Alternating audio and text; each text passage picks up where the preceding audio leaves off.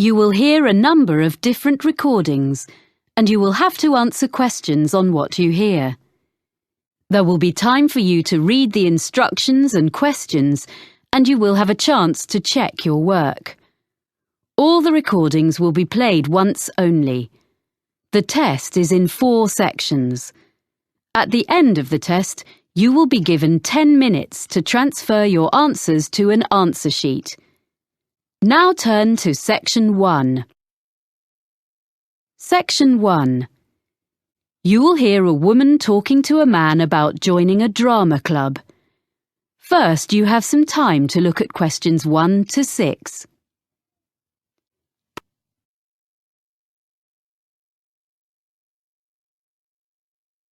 You will see that there is an example that has been done for you. On this occasion only, the conversation relating to this will be played first.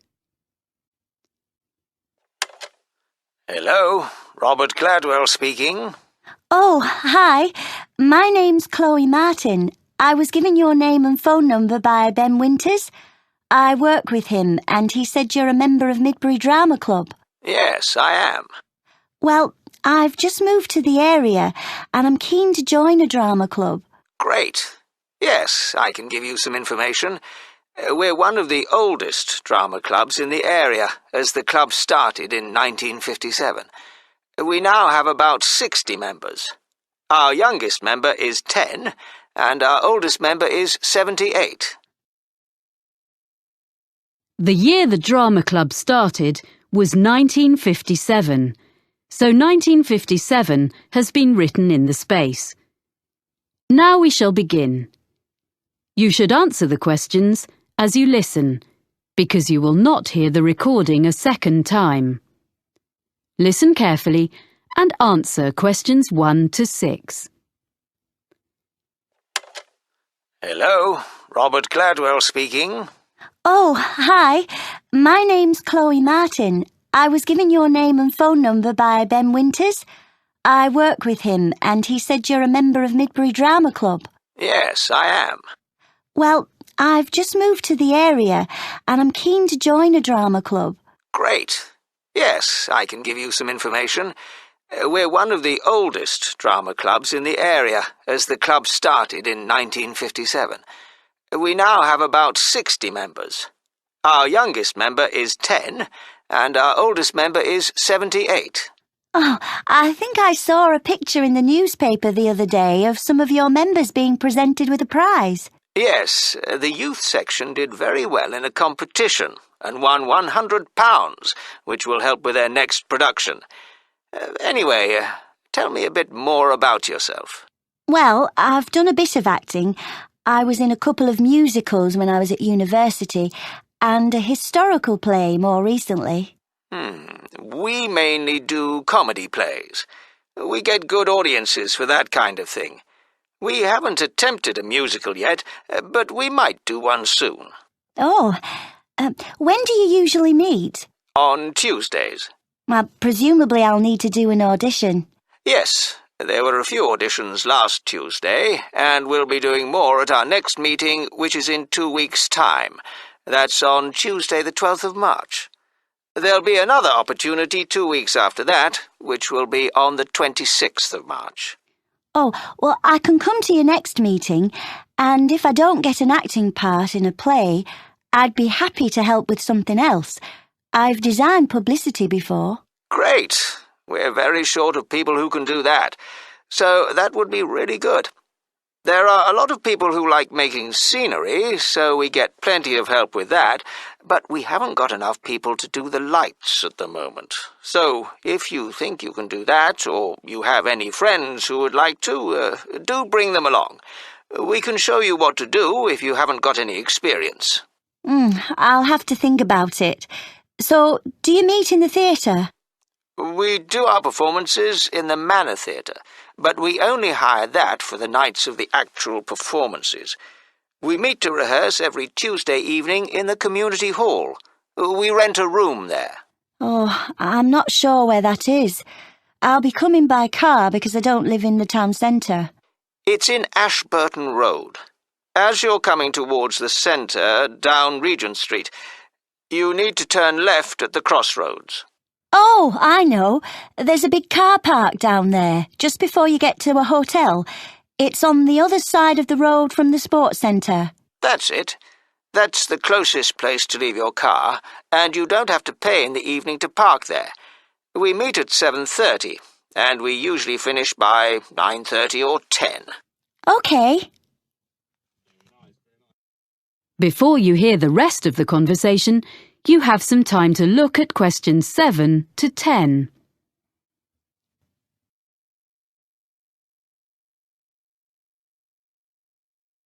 Now listen and answer questions 7 to 10. I haven't mentioned that we have to make a charge. Everyone pays a subscription of £180 to be a member for a year. You can pay for the whole year at once, or you can pay £15 every month. It works out the same. There are reductions for retired people and under 18s, but I don't think you come into either category. No, I'm 26. Oh, that fee covers all the costs, like photocopying of scripts and producing the posters, but it excludes the costumes for the performances. We ask people to pay for the hire of those themselves. It does mean they look after them properly, as they know they won't get their deposit back otherwise. Can I come along to the next meeting then? Of course. We'd love to see you. And if you want to know more about how we run the auditions or the next play we're doing, why don't you give our secretary a ring? She'll be really pleased to help you. Oh, what's her name? It's Sarah Sordicott. That's SAWDICOTT.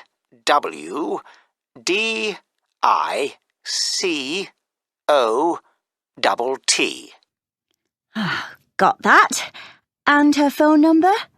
I've only got a mobile number for her. Just a minute. Let me find it. Yes. It's 07955 240063. Great. Thanks for your help. That is the end of section 1. You now have half a minute to check your answers.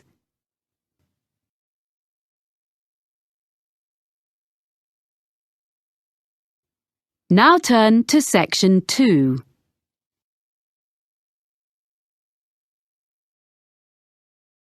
Section 2. You will hear a radio programme in which a presenter called Jasmine tells her colleague Fergus about a charity. First, you have some time to look at questions 11 to 15.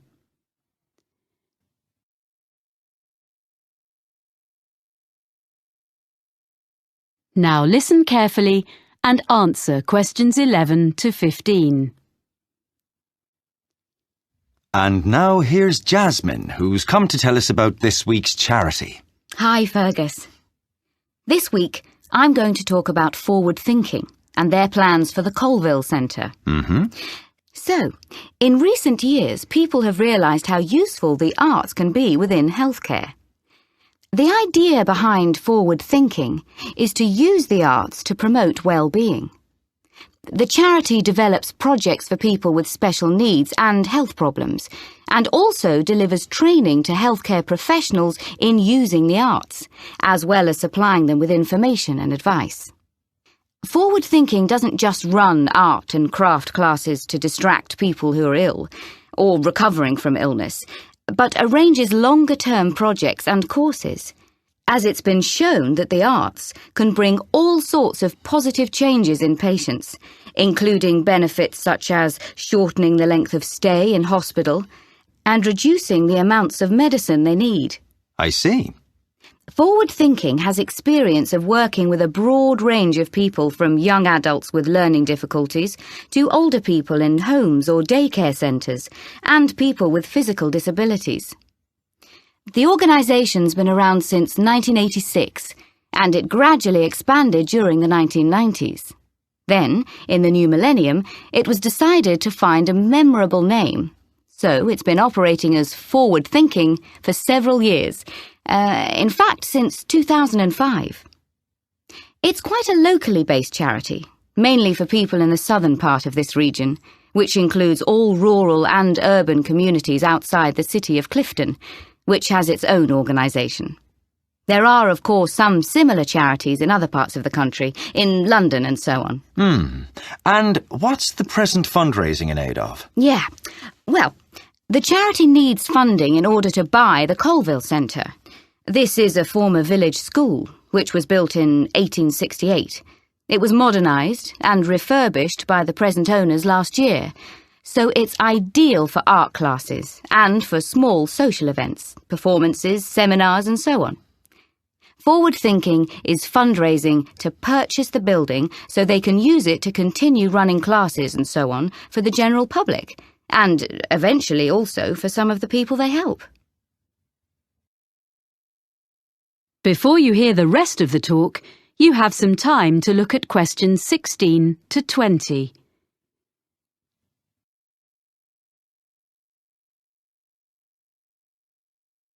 Now listen and answer questions 16 to 20. Right. So, can you give us a few ideas about what classes people might do there? Is it all art classes? Well, there are some very good art classes, but there are lots of other things going on as well. So, for example, there's Learn Salsa with Nina Bellina's team. They say that salsa is an easy dance to learn. It's also an excellent form of exercise, according to Nina. And that class is for both men and women, of course. It's ideal for beginners and what they call refreshers. That's £100 for 10 sessions. Then, another class is called Smooth Movers. It's with Kevin Bennett. And it's for you if you don't have the same energy levels as you used to when you were a teenager. It's a gentle exercise class, geared to the needs of whoever is in the group in a particular session. And Kevin is qualified to teach classes to people getting over injuries and so on, and balance training. That's £60 for 10 sessions. Then there's a day called Art of the Forest with Jamie Graham, where you discover Upper Wood, a short walk from the Colville Centre, and learn how to design in 3D with natural materials. It's an unusual and exciting way to be creative. Jamie is an artist, with a background also as a country park ranger. For this day, youngsters must be accompanied by a parent or guardian, and the costs are adults, £40, under 14s, £10. But it's best value at £80 for a family of 4. The next one is The Money Maze, and this is a series of talks by Peter O'Reilly, an independent financial advisor. He gives advice on family finances, things like everything parents need to know about managing the costs of bringing up children, sending them to university, and actually also about care for elderly relatives. It's £10 per talk, which will all go to support Forward Thinking. And as a final example of what's on offer, there's Make a Play. That's for 8 to 14s. And this activity is such a hit that it usually sells out within days of being announced. Basically, what you do is write, rehearse, and perform a play in just 2 days.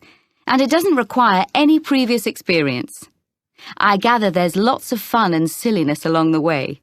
And the best bit, perhaps, is that there's a performance for family and friends at the end. It's just £50 for 2 days.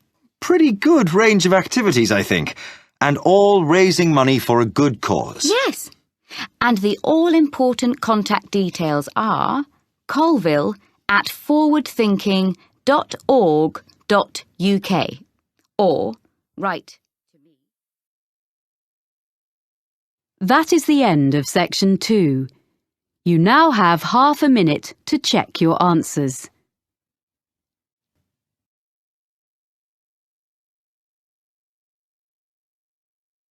Now turn to section 3.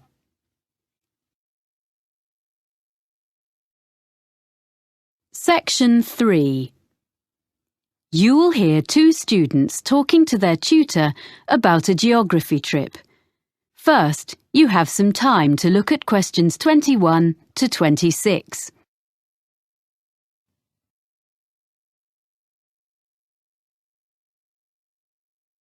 Now listen carefully and answer questions 21 to 26.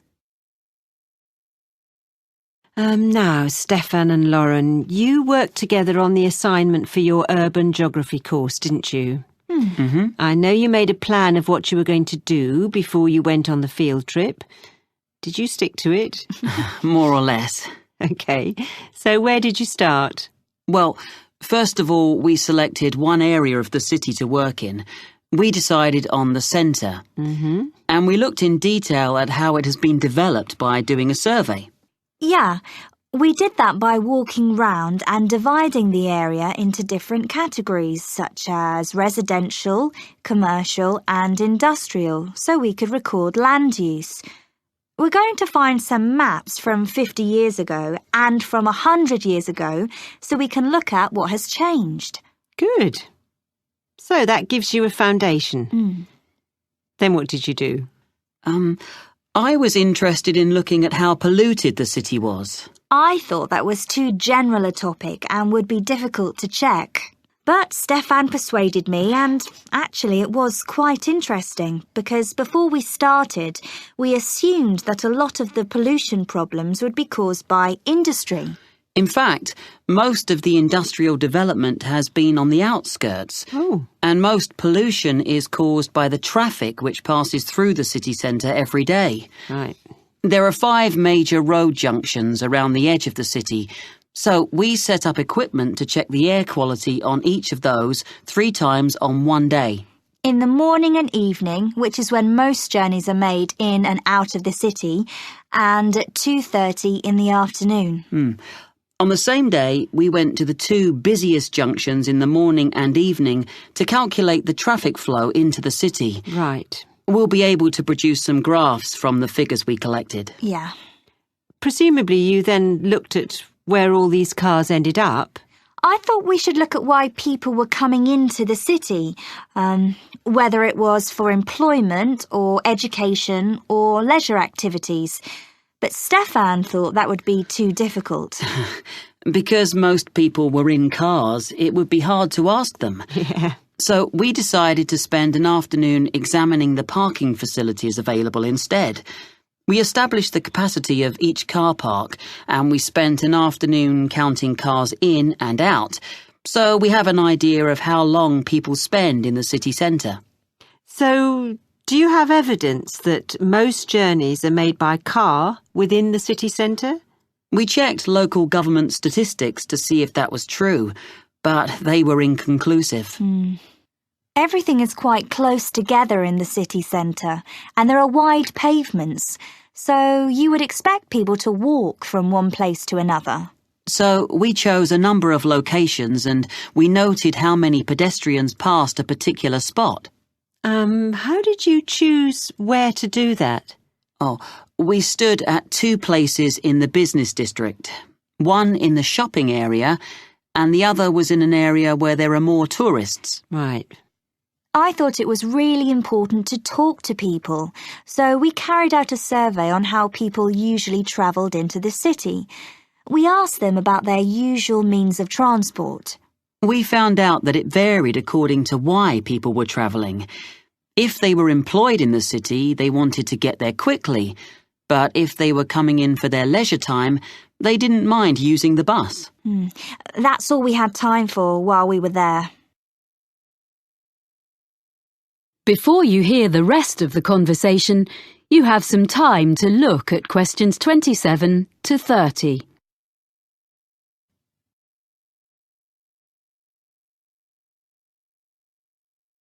Now listen and answer questions 27 to 30. OK. So, shall we talk about what you're going to do next and how you're going to divide the tasks up? How are you going to present the data you've got?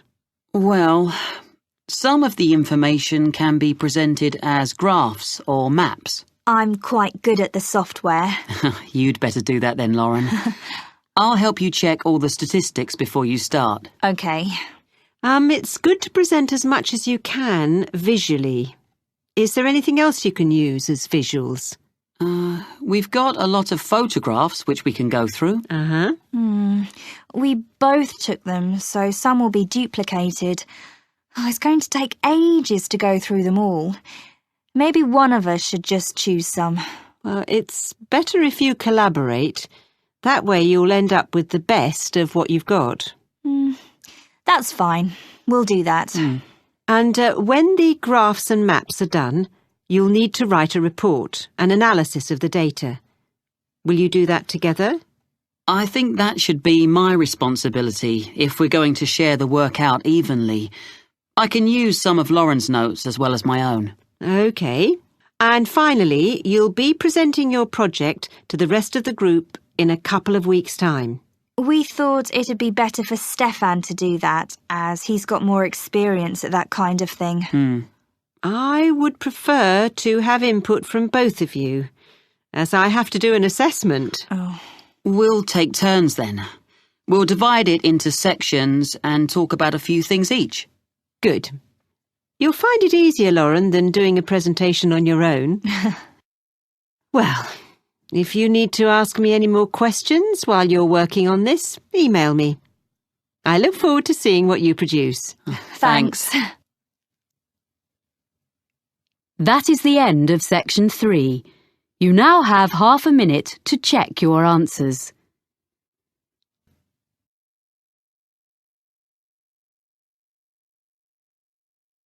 Now turn to section 4.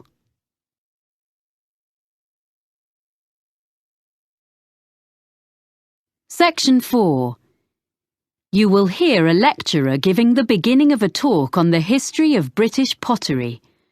First, you have some time to look at questions 31 to 40.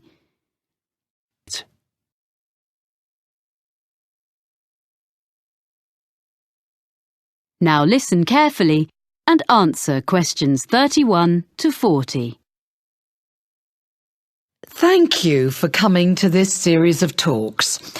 Before I talk in detail about the experiments and innovations of the British ceramicists, I'd like to give you a summary of the social and manufacturing background in which they lived and worked.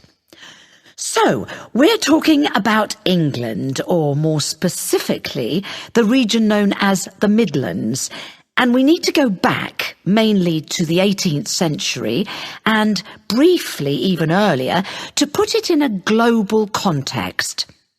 Now, at that period, the majority of the population, whatever their station in life, as you might say, were dependent for their living, in one way or another, not on the geographical location of where they lived, but on the physical characteristics of the actual land they lived on.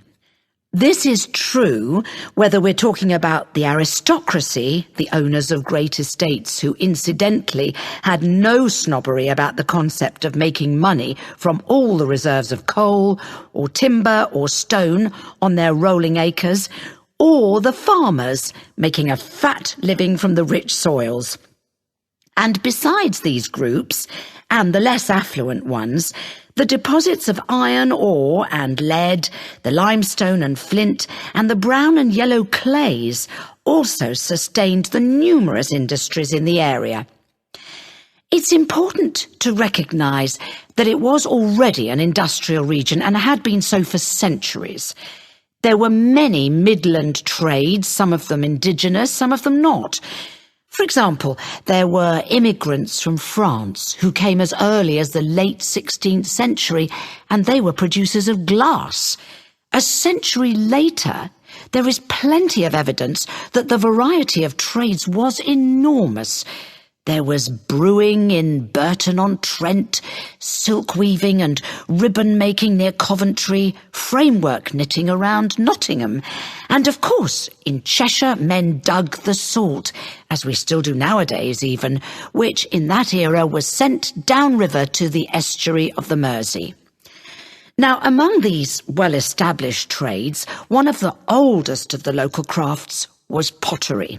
As you will probably be aware, ceramics has always been a mix of science, design and skill. And a good potter is, in a sense, an experimental chemist, trying out new mixes and glazes and needing to be alert to the impact of changes of temperature on different types of clay.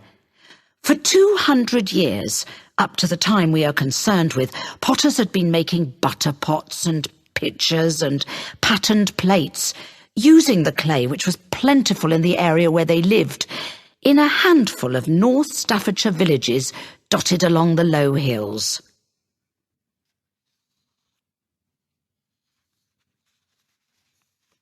Now I want to explain a little about the industrial processes which had preceded the great breakthrough in Germany in 1708.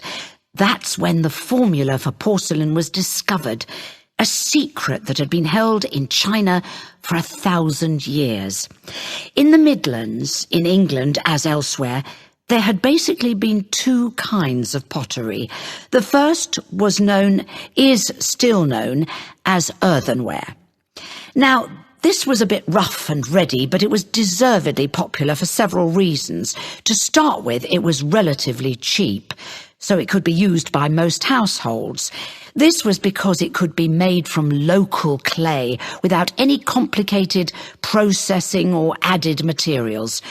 From the potter's point of view, there was another reason for its cheapness.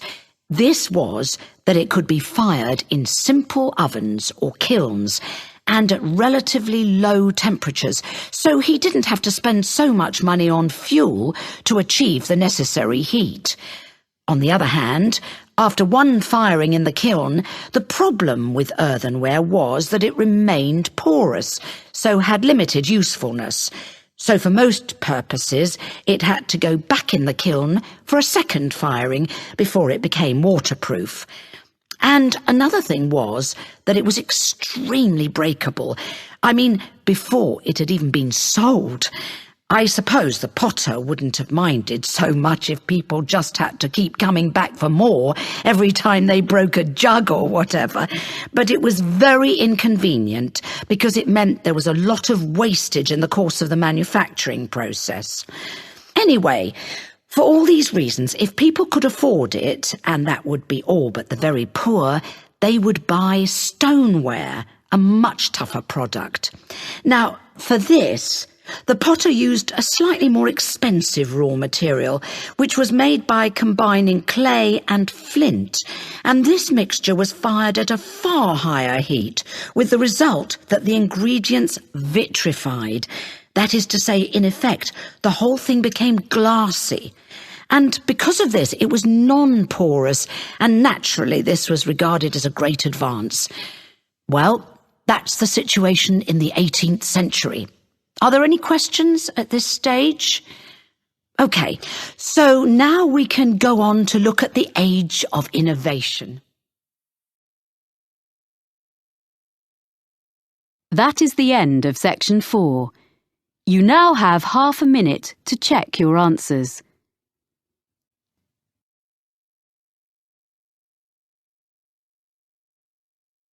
That is the end of the listening test. In the IELTS test, you would now have 10 minutes to transfer your answers to the listening answer sheet.